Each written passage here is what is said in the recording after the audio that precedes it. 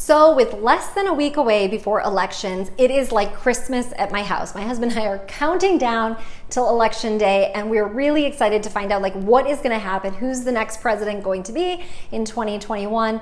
And so if you are anything like us, you might be experiencing some heightened levels of stress and anxiety.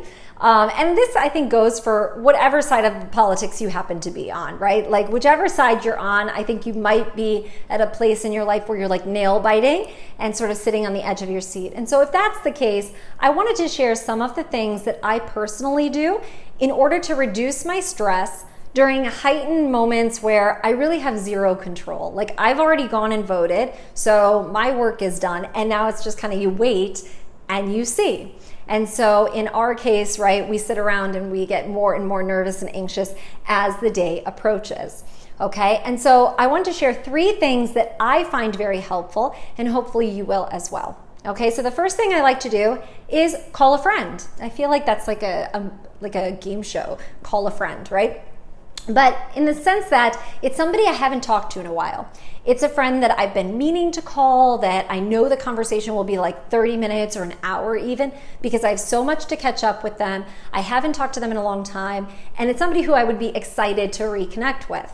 Call that person, okay? And if you need to, you can even set aside some time and just think, okay, I'm not going to talk about politics beyond like the first 5 minutes. I'll just make sure to change the subject or tell my friend, like, I really called you specifically not to talk about politics, and, you know, just enjoy catching up and finding about, like, what is your friend doing? How are they handling this pandemic? What's new with them, right? So I like to do that, distracting myself and reconnecting with old friends, okay? The second thing I like to do is really something I practice all the time. I just do it a lot more in moments like these, which is I become more present with whatever activity I'm doing. Okay, so let me give you an example.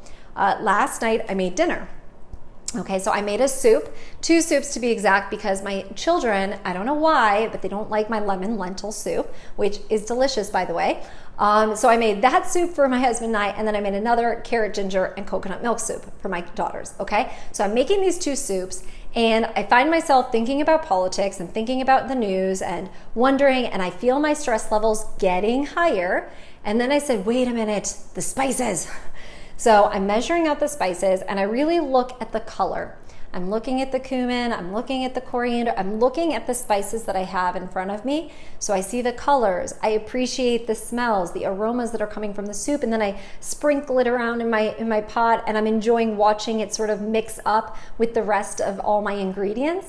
And then of course I'm getting, into it. The more I'm doing it, I'm enjoying it become this sort of silky smooth soup that I've created. So I really kind of pour myself into whatever it is I'm doing. In my case, I have a window outside, so I'm also looking outside, appreciating the changing leaves and all the things that I'm seeing outside.